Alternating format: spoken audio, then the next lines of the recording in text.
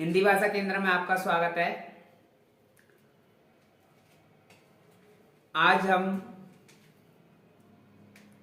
विसर्ग संधि का अध्ययन करेंगे। विसर्ग संधि क्या होती है, विसर्ग संधि की परिभाषा और विसर्ग संधि को किस प्रकार समझा जाता है।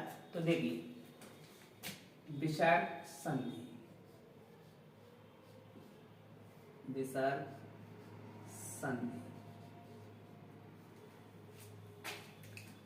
विसर्ग संधि जैसा कि आप जानते हो विसर्ग क्या होता है। विसर्ग जैसा कि मैंने आपको वर्णमाला में बताया था कि वर्णमाला में अयोगवा होती हैं। अयोगवा में देखिए एक तो अंग होता है और एक अह होता है, तो इसको अनुस्वार कहते हैं, अनुस्वार कहा जाता है। और इसको क्या कहा जाता है, विसर्ग कहा जाता है। क्या कहा जाता है, विसर्ग कहा जाता है। तो विसर्ग संधि पढ़ेंगे अपन, ठीक है। तो देखिए विसर्ग संधि किसे कहते हैं। सबसे पहले हम परिभाषा देखते हैं विसर्ग संधि की कि विसर्ग संधि किसे कहते हैं। तो देखिए विसर्ग संधि की परिभाषा,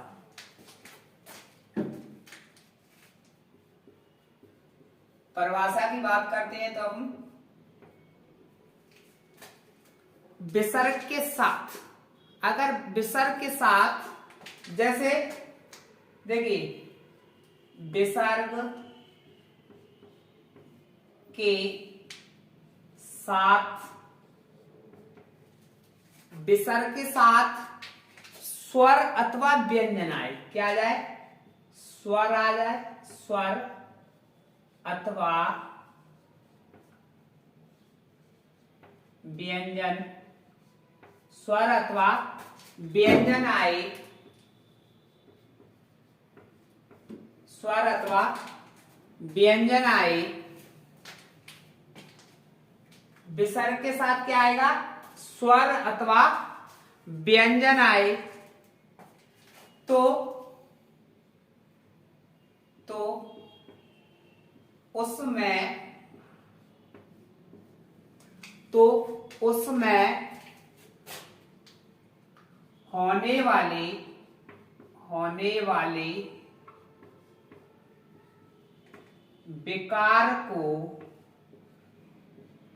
विकार को विसर्ग संधि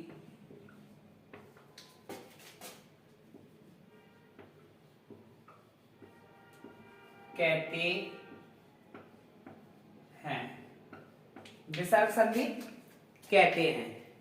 परिभाषा क्या है, विसर्ग के साथ स्वर अथवा व्यंजन आए तो उसमें होने वाले विकार को विसर्ग संधि कहते हैं। विकार किसे कहते हैं, जैसा कि मैंने पहली वीडियो में भी आपको बताया था, विकार का अर्थ क्या होता है, परिवर्तन। विकार का अर्थ क्या होगा, परिवर्तन। तो विकार, अब देखिए परिवर्तन, जैसे यहां एक एग्जांपल लेते हैं अपन, जैसे कोई एग्जांपल लिया अपना, यहां लिया अपना पुनः प्लस, पुनः प्लस अपि, क्या लिया, अपि। तो यहां विसर्ग है, तो परिभाषा में क्या लिखा है, विसर्ग के साथ स्वर अथवा व्यंजन आ जाए, यानी विसर्ग के साथ क्या आ जाए, स्वर अथवा व्यंजन आए तो उसमें होने वाले विकार को विसर्ग संधि कहते हैं। अब यहां देखिए ये विसर्ग है, विसर्ग से पहले क्या है, आ है, ठीक है, और इधर भी क्या है, स्वर है। तो यहां स्वर है, विसर्ग के साथ स्वर अथवा व्यंजन आए, क्या आ जाए, विसर्ग के साथ स्वर अथवा व्यंजन आ जाए, इधर स्वर हो चाहे व्यंजन हो, तो विसर्ग में होने वाला परिवर्तन, विसर्ग में किसमें होगा, इस विसर्ग में परिवर्तन हो जाएगा। तो देखिए अब यहां विसर्ग आया है, यहां स्वर आया है, तो विसर्ग में क्या होगा, यहां लेके चलते हैं, यहां क्या है, ये विसर्ग है, और यहां क्या है, स्वर है। तो इधर क्या परिभाषा में क्या था, विसर्ग के साथ स्वर अथवा व्यंजन आए तो उसमें होने वाले विकार को विसर्ग संधि कहते हैं। जैसे पुनः प्लस अपि, पुनः प्लस अपि, तो क्या हो जाएगा यहाँ पुनरपि। अब पुनरपि क्यों होगा, विसर्ग किस में बदला, रा में बदल गया, विसर्ग किस में बदल गया, रा में बदल गया। ठीक है, तो इसलिए क्या हो जाएगा यहाँ पुनरपि हो जाएगा। आधे रा में बदला है और इस स्वर के कारण ये पूरा रा हो गया, इसलिए यहाँ क्या होगा पुनरपि। देखिए अगला एग्जांपल देखते हैं। और ये उतारना चाहे तो उतार सकते हो आप, इसको उतार लो, साइड से हो जाता है।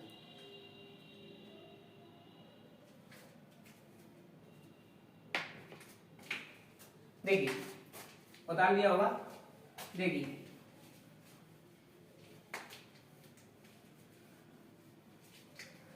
अब देखिए विसर्ग संधि समझने के लिए हमें क्या करना होगा, एक मैं डायग्राम बनाता हूं, डायग्राम के माध्यम से बताता हूं कि किस प्रकार हम उसको समझ सकते हैं। तो देखिए मान के चलिए यहां विसर्ग है, इधर विसर्ग है और विसर्ग के बाद स्वर अथवा व्यंजन आए, क्या आ जाए, व्यंजन आ जाए। विसर्ग के बाद स्वर अथवा व्यंजन आ जाए। ठीक है, तो क्या क्या परिवर्तन होगा। अगर देखिए परिवर्तन कौन कौन से होंगे, विसर्ग के बाद स्वर अथवा व्यंजन आएगा तो पहला विसर्ग किस में बदलेगा, अगर विसर्ग के बाद स्वर अथवा व्यंजन आएगा तो विसर्ग इस वाले स में बदल जाता है, पहली कंडीशन। और किस किस में परिवर्तन होगा, इस वाले स में परिवर्तन हो जाएगा और किस में होगा, इस वाले स में परिवर्तन हो जाएगा विसर्ग।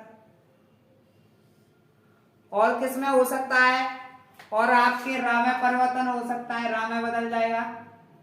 और किस में बदल सकता है, आपका ओ में बदल जाएगा, विसर्ग ई में बदल सकता है और विसर्ग ऊ में बदल सकता है।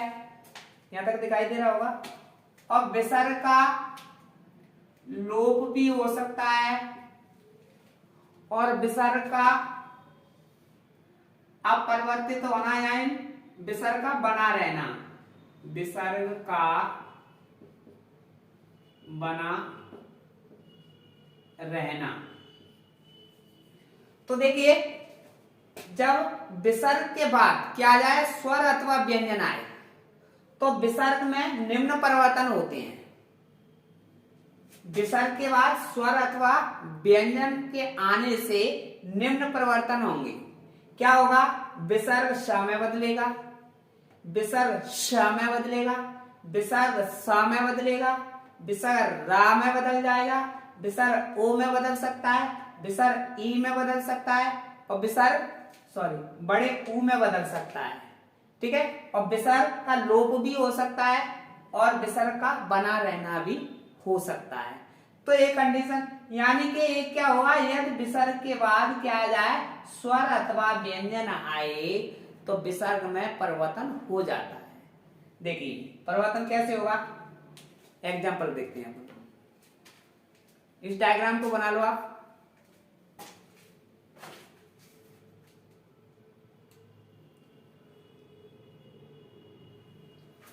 यहां लिख सकते हैं बदल जाएगा, यहां लिख दो बदलेगा।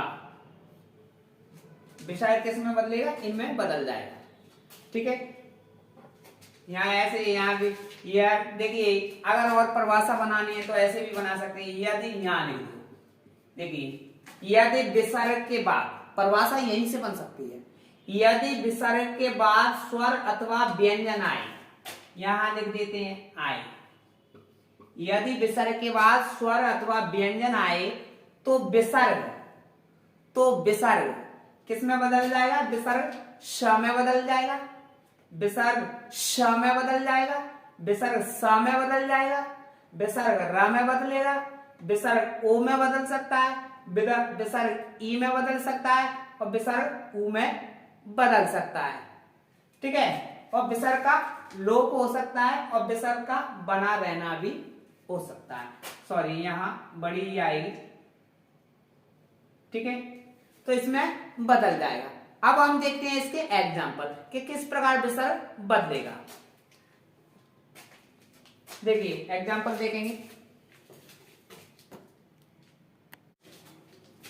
जैसा कि डायग्राम आपने बना लिया होगा, देखिए एग्जाम्पल देखते हैं इसके किस प्रकार बदलता है। देखिए सबसे पहले देखेंगे विसर्ग का पहला पॉइंट क्या था, विसर्ग का समय बदलना, इस वाले समय बदलना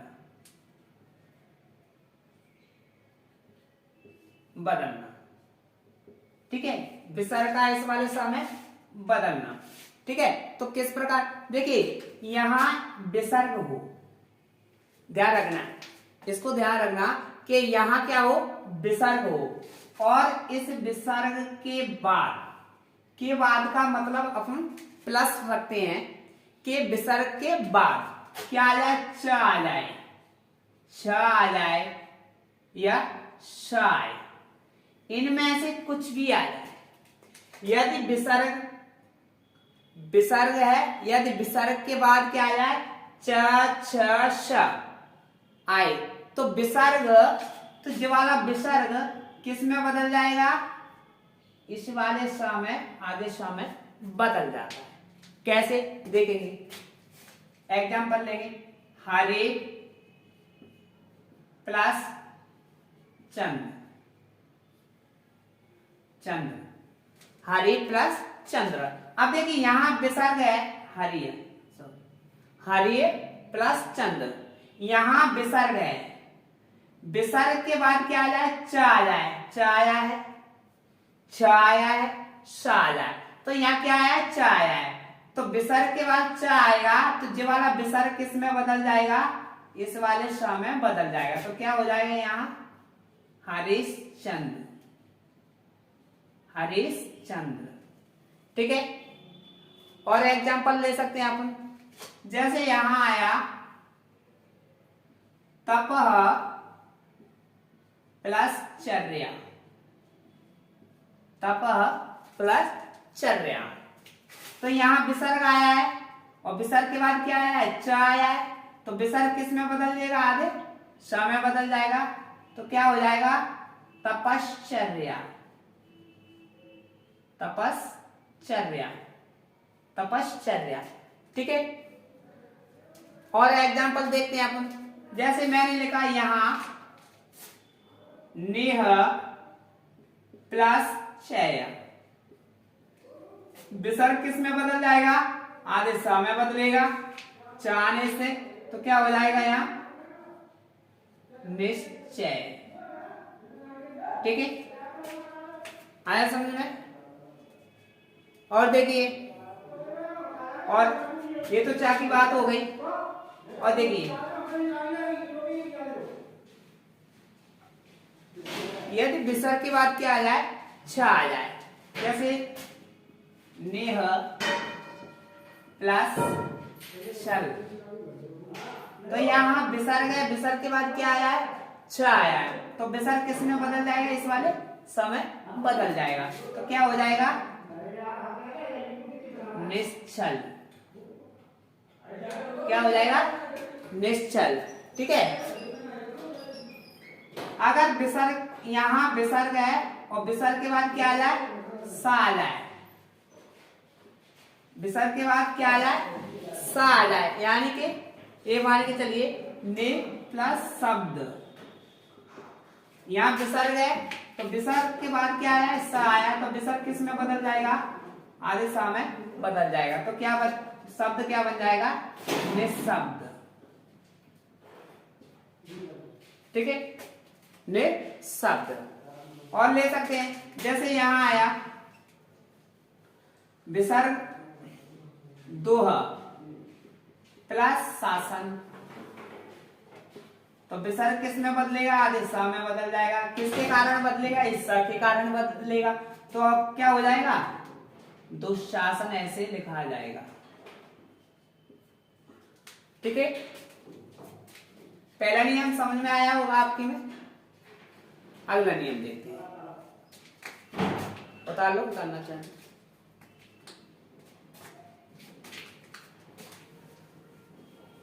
देखिए नियम नंबर 2, नियम नंबर 2 में क्या